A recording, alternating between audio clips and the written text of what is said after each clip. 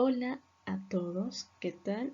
Soy la estudiante Irene Guaira Quirós y para esta semana 24 tenemos el artículo cuyo título es El síndrome névico vasocelular, presentación de 6 casos y revisión de la literatura. Introducción. El síndrome névico vasocelular, o también llamado síndrome de Gorlin-Egholz, fue establecido como tal por estos mismos autores en el año 1960. Se trata de un trastorno de herencia autosómica dominante, con una penetración elevada y expresión fenotípica variable. Este síndrome se va a caracterizar por la presencia de queratoquistes múltiples maxilares y carcinomas vasocelulares faciales. Su incidencia es baja y solo 1 de cada 56.000 personas lo presenta.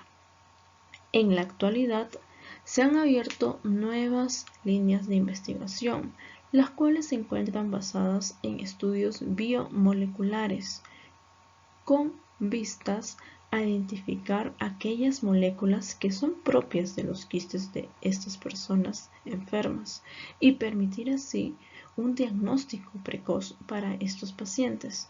En cuanto a su manejo y seguimiento clínico, va a implicar al odontólogo, estomatólogo, al cirujano maxilofacial y diversas áreas en especialidades médicas.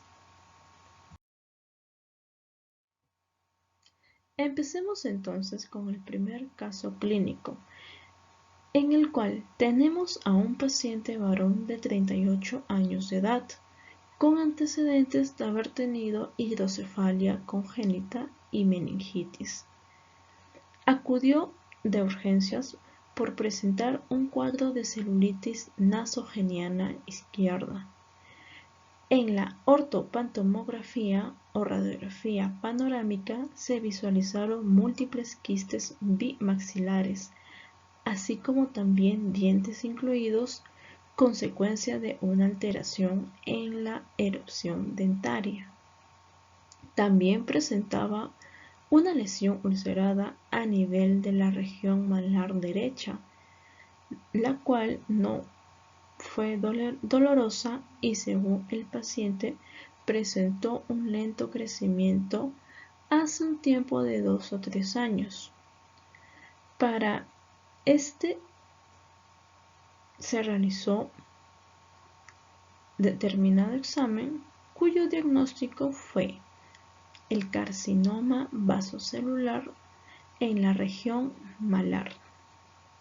Entonces, se planificó un tratamiento quirúrgico bajo anestesia general, procediéndose así a la exéresis del quiste maxilar y a la realización de una biopsia para determinar un correcto diagnóstico.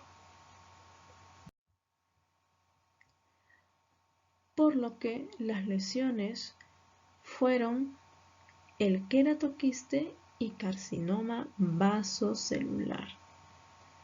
En cuanto a las manifestaciones asociadas, cabe resaltar que este presentaba un quiste dermoides a nivel del pulgar de la mano derecha, también una fascia característica y calcificación de la hoz del cerebro, que nos llevó a sentar al diagnóstico de este síndrome.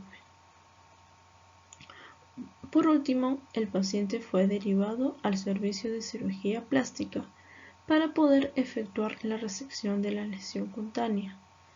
Posteriormente, ha sido también reintervenido en varias ocasiones, tanto de las lesiones quísticas como el de los carcinomas cutáneos, a causa de recidivas que presentó en ambos tipos de lesiones.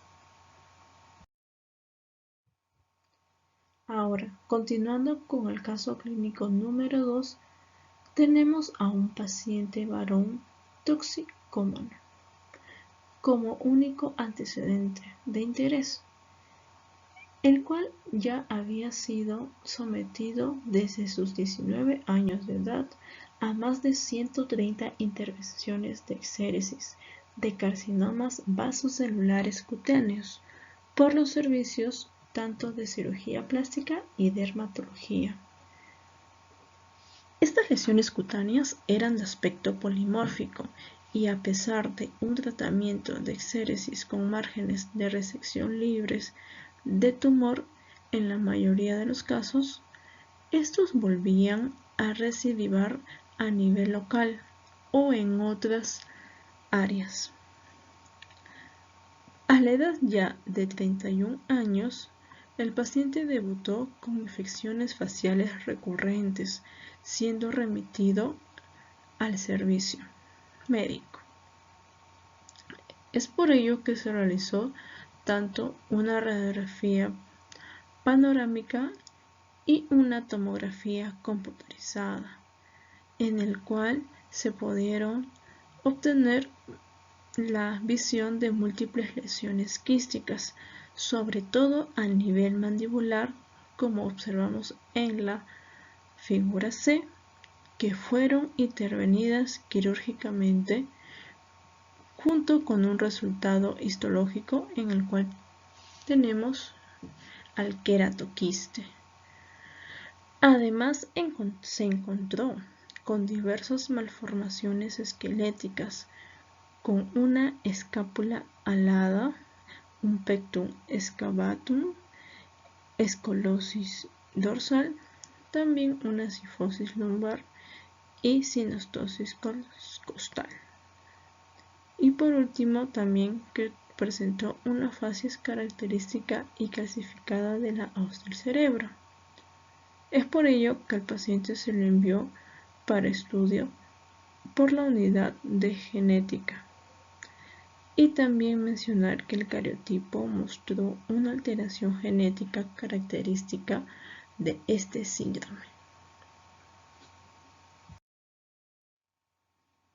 Para el caso número 3, el paciente fue de sexo masculino, el cual fue remitido cuando éste tenía 15 años, donde el odontólogo le había procedido a realizarse una radiografía panorámica, donde se pudo observar imágenes quísticas en ambos maxilares. Esto lo podemos observar en la imagen A. Luego de ello se intervino quirúrgicamente, se procedió a realizar la anestesia, luego a realizar una quistectomía para poder finalmente rellenar con hueso autólogo e hidroxiapatita. Podemos también mencionar que el diagnóstico fue de un queratoquiste. A los 19 años de edad aparecieron en los controles radiográficos nuevas imágenes radiolúcidas en la región parasinficiaria derecha y en ambos maxilares superiores. En cuanto a la exploración física, se determinó un carcinoma vasocelular en la mejilla derecha, tal como lo observamos en la figura C, así como lesiones compatibles clínicamente con quistes dermoides en la planta del pie. Se realizaron estudios radiográficos de la columna cervical que confirmaron la anomalía esquelética. Se intervino quirúrgicamente, confirmando así el resultado de una anatomía patológica para el diagnóstico de la sospecha clínica de los queratoquistes mandibulares y de la lesión cutánea. El enfermo fue remitido a la unidad de genética para estudiarlo y seguir siendo revisado periódicamente.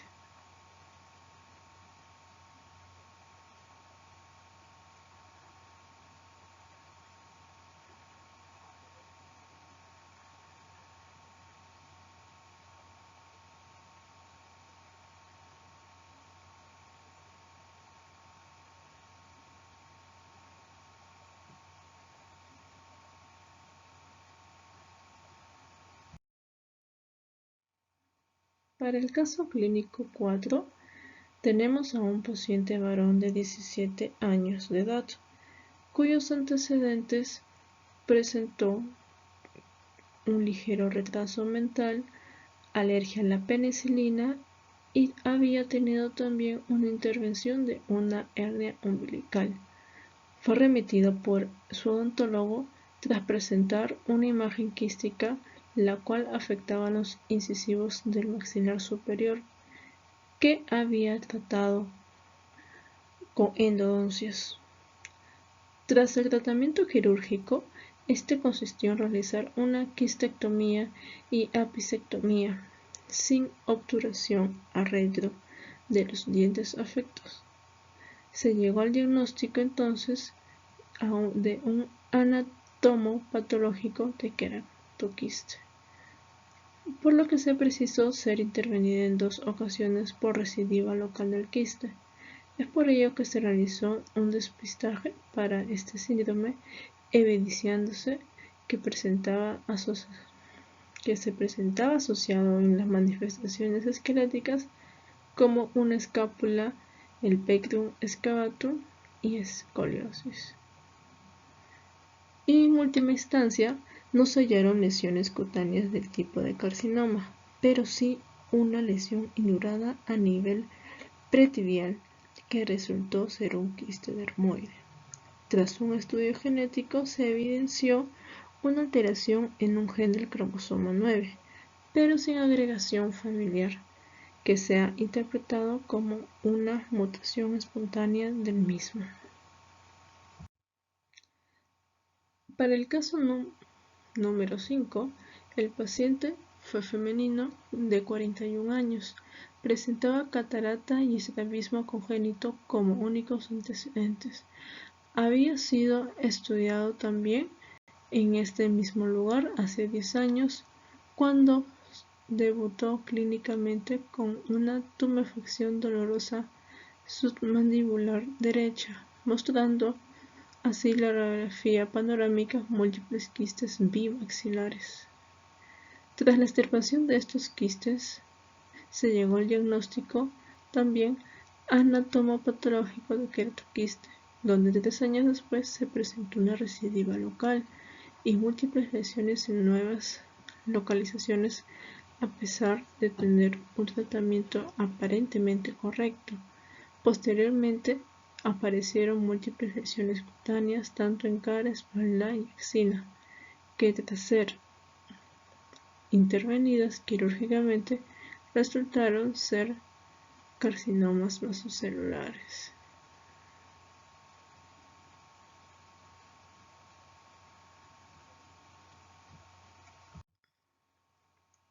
Para el caso número 6, tenemos a un paciente varón. En este caso es hijo del paciente anterior ya mencionado, en el cual se trató aquí por primera vez, cuando éste tenía 14 años, ya que presentaba un cuadro de celulitis submandibular izquierda. En la radiografía se evidenció una imagen radiolúcida de bordes escleróticos a nivel del ángulo y de la rama ascendente mandibular izquierda, y otra en el incisivo lateral y canino mandibular izquierdo. Esto lo observamos en la imagen A y B. En cuanto en la anamnesis del paciente, se comprobó que había sido intervenido de un testículo criptoquídico y que presentaba alteraciones en la erosión dental y una serie de malformaciones musculoesqueléticas del tipo de escápula alada y escoliosis dorsolumbar, que lo observamos en la figura C. Se llevó a cabo también el tratamiento quirúrgico para los quistes y el estudio anatomopatológico de la pieza, la cual fue informado como queratoquiste. Con posterioridad se ha presentado también nuevas recidivas locales y nuevas lesiones de distinta localización que han sido tratadas en 2 ocasiones. Y por último, el paciente no ha presentado lesiones cutáneas. Como conclusión, tenemos que El proceso en cuanto a un heredo familiar de carácter autosómico dominante, y siempre que no se demuestre que sea debido a una mutación espontánea, tenemos la obligación de realizar un estudio del resto de la familia para buscar así de alguna manera las manifestaciones clínicas asociadas a este síndrome e incluso a poder solicitar un consejo genético. Debemos también sospecharlo ante pacientes con queratoquiste y o carcinomas vasocelulares múltiples asociados o no a otras manifestaciones clínicas. Y para concluir, es que va a jugar también un papel importante las diversas áreas, ya sea como el odontoestomatólogo, los cirujanos maxilofaciales, dermatólogos, cirujanos plásticos, entre otros, para lo cual es fundamental un conocimiento básico de este síndrome. Gracias.